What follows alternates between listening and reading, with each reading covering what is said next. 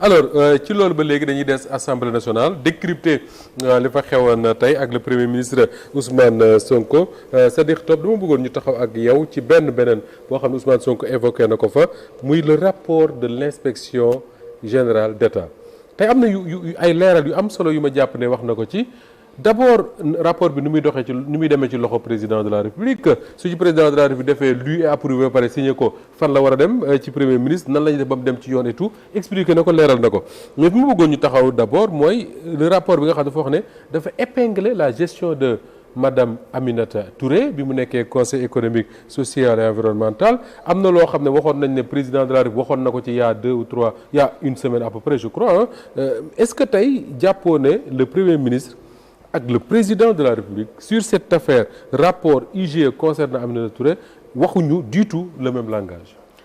jërëjëf Moustapha. jërëjëf. sortie premier ministre. tey à l'Assemblée nationale balaa may analyser fond wax jooju damay analyser un peu sur la forme. aywa. bi si njëkk mooy il y a de cela 2 semaines mooy après le 8. semaine boobu dañoo génn ci le 8 rek dugg ci semaine boo xamante ne mën naa ne au Sénégal ñëpp reconnaître nañoon ne am na tension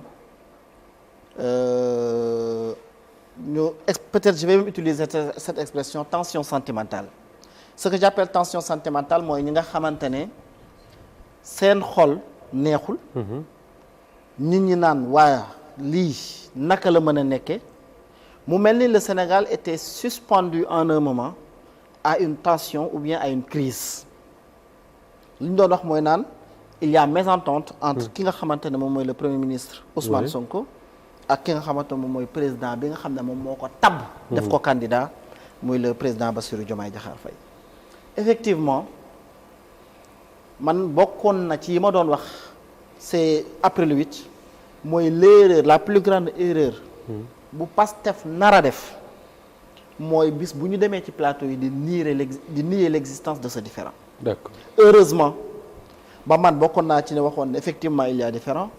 Sa entretien avec Ngagne Demba Touré reconnaître woon nañ ko. Oui. Donc tension boobu am. Parce que nit ñi dañoo jàpp ne crise am na mais ñii dañoo jàpp ne aussi que le premier ministre Ousmane Sonko ak li muy représenter politiquement dans ce pays kontaanul et que peut-être il ne mérite pas ça. Oui. nit ñi nekkoon donc. Côté sentiment une tension boo xamante ne c'était vivace et vivante d'ailleurs c'est ce qui a conduit à l'arrestation de Bachir Sylla par l'acte qu'il a posé. Oui, absolument. boo jógee foofu Moustapha depuis lors dégguñu premier ministre waxut ñii naan na wax ñii naan ba mu wax ñu dem mu tukki fi ñëwaat woote à l'Assemblée nationale man j'avais dit de facto que ni ma xamee Ousmane Sonko je sais qu'il ne parlera pas de politique là-bas. Parce que di nga am looy xam étant de Pastef étant de l'État di nga am information yu wér yoo xam mbir yi fu ñu toll. bi mu waxee tey yaakaaruloo ne Sénégalais yi dañoo soulagé. yaakaaruloo ne bi mu waxee ba wane na tout va bien en ce sens où on va gérer l'État les affaires politiques sont les affaires politiques buñ ca eggee danañ ko gérer. Mais pour le moment c'est l'État te loolu duñ ko caaxaane dañ ciy taxaw bu baax a baax a baax. Ça veut dire quoi Moustapha? Que cet homme.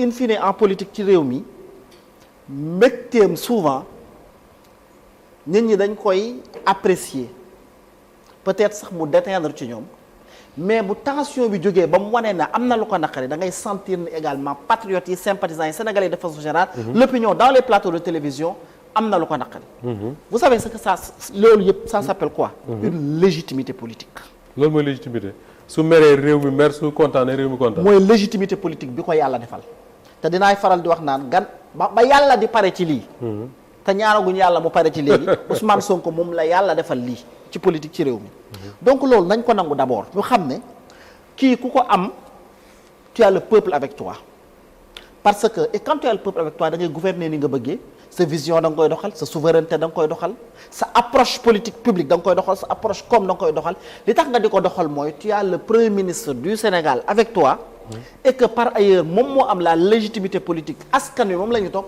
te ku bëgg a am li nga xamante ne moom mooy souveraineté populaire ku bëgg a doxal li nga bëgg a doxal da ngay soxla souveraineté populaire. c'est-à-dire duñ def toujours attention ci loolu mais da nga ko wax ma yaakaar ne lu jar a taxaw la mooy souvent les régimes. su fekkee dañu am légitimité populaire. maanaam askan wi dañu ànd ak ñoom. di ko wane tout le temps. dafay yombal sax xëy na seen i négociation avec des partenaires. lu ñu bëgg a def dañ koy def. gis nga dina attiré naa fi attention bu yàggul dara. pour wane ne loolu souveraineté populaire moo koy def bi FMI. ba tey ci analyse bi laa nekk de. bi FMI waree ñëw Sénégal juste après le 8 FMI war a ñëw Sénégal je pense que boobooy benn sortie bi ñu fi gisoon premier ministre def ko waxaale dafa am benn déclaration bu daw bu mu def. te ku xam Ousmane xam nga ne déclaration boobu dafa am lu mu bëgg a fay. bi mu ne Sénégal dinañ wàññi li nga xamante ne moom mooy courant bi. parce que depuis plus de 10 ans 15 ans. FMI dafay wax naan nañ dindi subvention ci courant bi. Absolument. Sénégal endetté wu xoju te nga jàpp ne xojowu na donc su ma ñëwee ci li may imposer mooy foofu ñu dindi subvention courant lu muy indi courant bi yokk. bi FMI di wàcc Sénégal yow nga am ñoo recevoir ne leen dañuy wàññi courant bi dagg nga tànku FMI ne leen xamal leen ne discussion sur une possibilité. dindi subvention loolu amul discussion. teel nga leen ko wan publiquement mu leer loolu li koy may. mooy nga am leadership mais nga am une légitimité politique te loolu la yàlla defal Ousmane Sonko Diomaye Faye am loolu. parce que moo am Ousmane Sonko ci wetam. ce qui fait que loolu nag ku ko am. y a que deux possibilités qui s'offrent à toi. de manière très intelligente nga utiliser que à des fins économiques politiques et souverainistes. pour développer le pays ou alors am ñoo xamante ne peut-être dinañ la jéem a gëmloo leneen lu dul loolu. pour wax la ne mbir mi ceew la war a jëm si. loolu nag ki la koy wax dafa am lu muy nëbb li muy nëbb mooy daf la bëgg a gëmloo ne yow doo koy kee du yow. d'accord loolu mbir la moo xamante ne donc analyse boo bëggoon def la. c'est sur la situation politique ñu bàyyi ko xel. maintenant sur le fond. sur le rapport. dafa am une approche boo xamante ne dañul yow Moustapha maa ngi fàttaliku interview bi ñu amoon ak côté Yoff. ak Ousmane Sonko. absolument maa ngi foon yaa nga foon am na ñeneen ñu fa newoon. dëgg la. keroog ki nga gis bi muy wax. la nga doon xaar mu wax peut-être du ma ne choqué na la ci moom mais gis nga ne waa ji il est tranchant ca lam la doon wax tranchant ci lan à l'époque je me souviens lan moo xewoon juste après mi jëlee Coupe d'Afrique mu invité opposition bi Yewwi Askan Wi Ousmane Sonko daal di ne moom demul daal ne dafa jàpp mais bi mu la dajalee da leen man demuma man naa choisir ñàkk a dem parce que kenn du ma ñàkkal fayda à l'époque on se disait que kii kat bu defee lii c'est quelqu'un boo xamante ne bëggul jàmm mais il a assumé ses positions. De cette même manière aujourd'hui à l'Assemblée nationale sur le rapport de l'IGE il a fait un choix mooy wax askan wi circuit bi rapport mën a am. oui. que rapport bu paree balaa ñu koy valider muy dem fenn ci loxo président lay am parce que moom moo am prérogative bi. moo naan liir naa. nangu naa. sauf poñ bii wala boog liiruma. nanguwuma dem leen defariwaat rapport bii nag. ki fi nekkoon président et puisque continuité de l'état la moo ñu topp ci wàllu Macky Sall moom moo ne woon liir naa nangu naa sauf poñ bii te poñ bi mu ne woon du woon bii. poñ bi mu ne woon nangu ko sax parce que li Ousmane Sonko expliqué. mooy IGE dafa demander à ce que li ñu doon jox les présidents honoraires. du CESE. nañ ko dindi président Macky Sall ne d'accord et là ça se comprend parce que c'est lui qui avait décidé ça. ben voilà jeex na.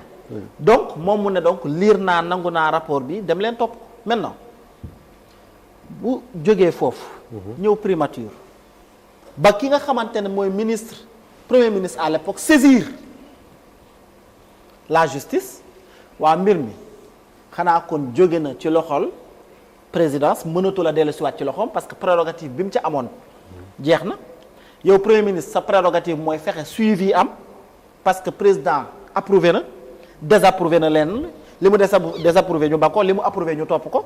suivi war a am yow premier loolu mooy sa rôle ci rôle boobu nag ci ngay woote ña nga war a woo mooy justice ñu doxal li ñu war a doxal. dans cet intervalle là loxo bu ci dugg da ngay empêcher justice mu doxal li mu war a doxal. loxo bu ci dugg da ngaa teg conc. loxo bu ci dugg da ngay empêcher justice mu dox li mu war a doxal loolu mooy la première des choses. La seconde un rapport. bu IGE c'est du sérieux c'est très sérieux xam nga tax ma ne jàpp ne c'est très sérieux quand on donne rapport IGE justice dafay gëstu moom tamit sur la base sans doute de faits ak ci ay këyit oui topp ko ba tënk. maintenant nag bu dee mbir jóge na présidence ñëw primature ba mu dem justice ñu war koo topp ci diggante boobu kenn rek ci li ñu xam ci droit man nag fi mu ne damay jéem a fex def ni Pape Moussa Sow donte miinuma ci lu bari jéem a wax li ñu xam as tuut ci droit ci diggante boobu yaakaar naa ne kenn moo am prérogative bu wóor daat na lii moom wér na wala wérut muy la justice Ousmane Sonko bu ñëwoon tey ne Mimi Touré dafa def bu boobaa amul prérogative waaye li mu wax dañ ko rapport daf ko épinglé kon Ousmane mi ngi ci benn logique bu wér léegi nag waay man damay ñaan sax Mimi Touré rapport bañ ko épinglé parce que yéene wuñ ko lu bon waaye nañu leeral parce que on parle de 2 milliards 2 milliards 2 milliards c'est de l'argent ak fi réew mi toll loolu nañu ko leeral fii sax c'est de l'argent amul kenn koo xamante ne war na maanaam ci réew mi fi ñu toll ñun amul mbindeef bu yàlla jox prérogative justice war a atte nga ne kat du fi amee warta nekk yoon boo ko defee da ngay empiéter ci loo xamante ne du sa rôle te ñun loolu mooy li nga xamante ne moom lañ mës di xeex très bien loolu leer na alors Pape Moussa 2 choses d'abord le premier ministre le président waxoo rapporté nañ ay